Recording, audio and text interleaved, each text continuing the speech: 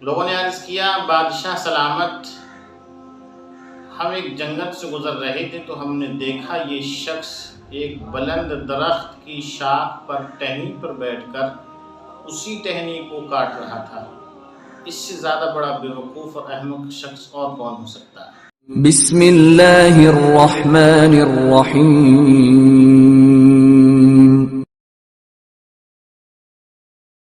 السلام علیکم ورحمۃ اللہ وبرکاتہ۔ محترم ناظرین، ایک بہت ہی بہترین اور دلچسپ اور سبق آموز حکایت، خاص طور سے آج کے حکمرانوں کے لیے اس میں بڑی عبرت و نصیحت ہے۔ اگر ہمارے چینل پر نئے ہیں، ہمارے چینل کو سبسکرائب کیجیے گا، ویڈیو کو لائک کیجیے گا اور زیادہ سے زیادہ شیئر کیجیے گا، بہت سی دعاؤں میں یاد رکھیے گا۔ چلیے شروع کرتے ہیں۔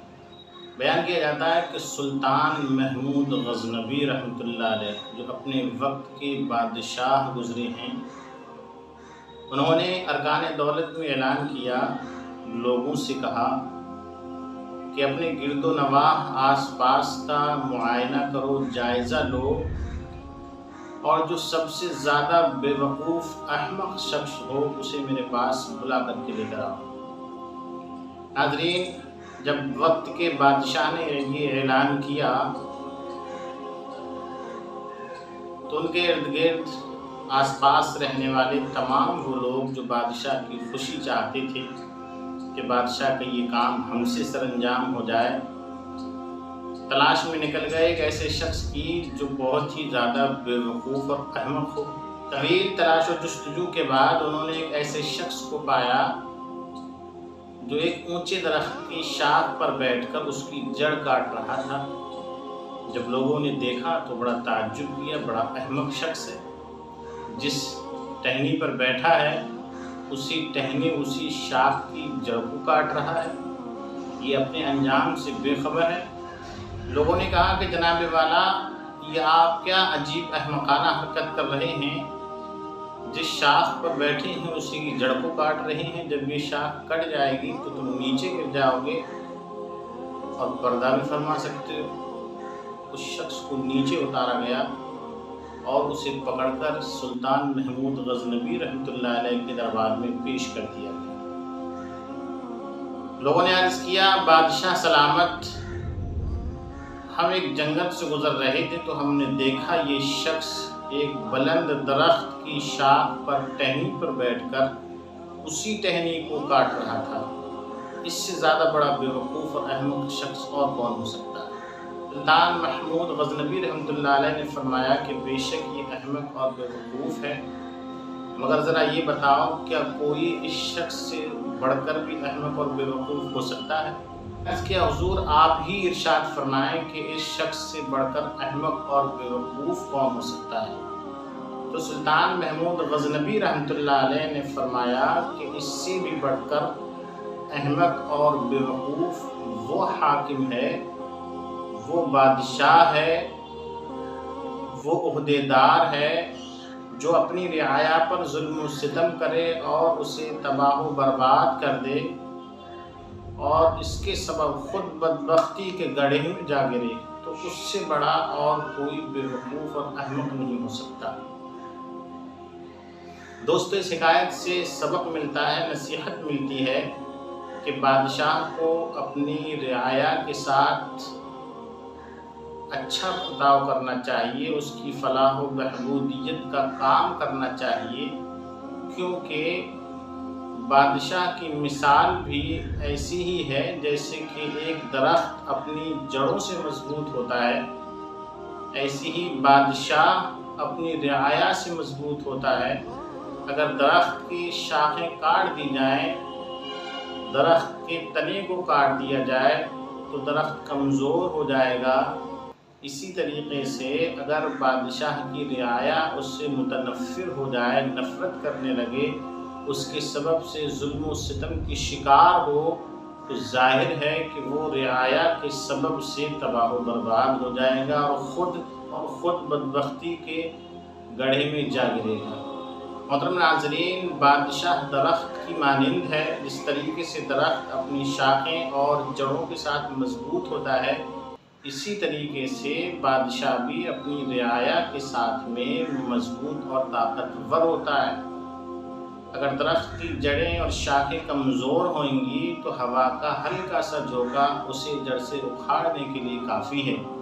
اسی طریقے سے اگر بادشاہ کی رعایا کمزور ہوگی، اس کے ظلم و ستم سے لاچار و بے بس اور مجبور ہوگی، تو گویا کہ بادشاہ خود اپنے ہاتھوں تباہی و بربادی کا سامان مہیا کرنے والا ہوگا۔ تو درخت کی جڑ جتنی مضبوط ہوگی درخت بھی اتنا مضبوط ہوگا، بادشاہ کی رعایا جتنی مضبوط ہوگی بادشاہ بھی اتنا ہی مضبوط ہوگا۔ حالات حاضرہ پر آپ ذرا نظر دوڑائیے، غور و فکر کیجئے گا تو پتہ چلے گا حکومت وقت اپنی رعایا کے ساتھ کیسا برتاؤ کر رہی ہے۔ کیا واقعی رعایا اپنے بادشاہ سے، وزیر اعظم سے راضی و خوش ہے کہ نہیں ہے؟ کیا واقعی رعایا پر ظلم و ستم زیادتیاں ہو رہی ہیں کہ نہیں ہو رہی ہیں؟ کیا حکومت وقت رعایا کے ساتھ اچھا سلوک کر رہی ہے کہ نہیں کر رہی ہے؟ بس آج کے حکمرانوں کو نصیحت حاصل کرنا چاہیے، سبق لینا چاہیے۔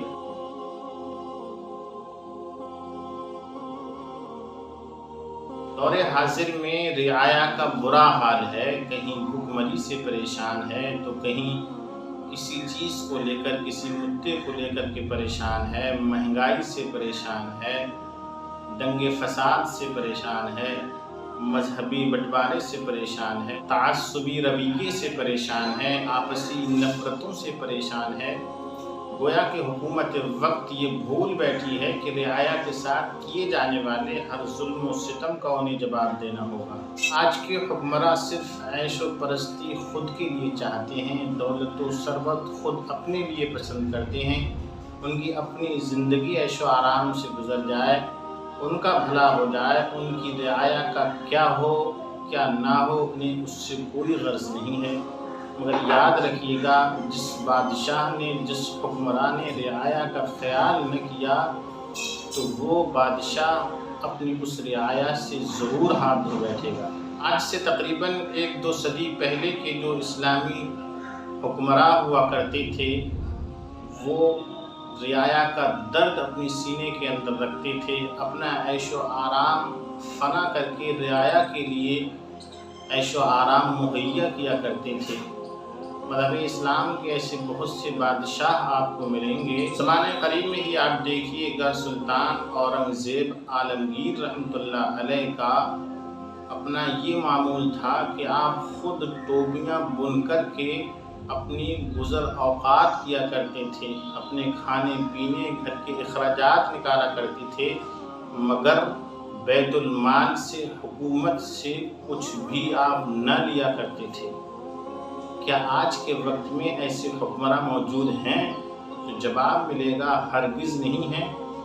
آج کے وقت میں اگر کسی بھی شخص کو چھوٹے سے چھوٹا عہدہ بھی مل جاتا ہے تو پہلے اپنے بارے میں سوچتا ہے، اپنی رعایا کے بارے میں نہیں سوچتا، ان لوگوں کے بارے میں نہیں سوچتا۔ جس وقت میں ہر حکمراں اپنے پاس مال و دولت جمع کرنے میں لگا ہوا ہے، اقتدار کے نشے میں اپنی رعایا کو بھول بیٹھا ہے، تو رعایا کا مکمل خیال رکھیے گا تو یقیناً آپ کا اقتدار بھی باقی رہے گا اور رعایا کے دلوں میں آپ کے لیے پیار بھی باقی رہے گا۔ السلام علیکم ورحمۃ اللہ وبرکاتہ۔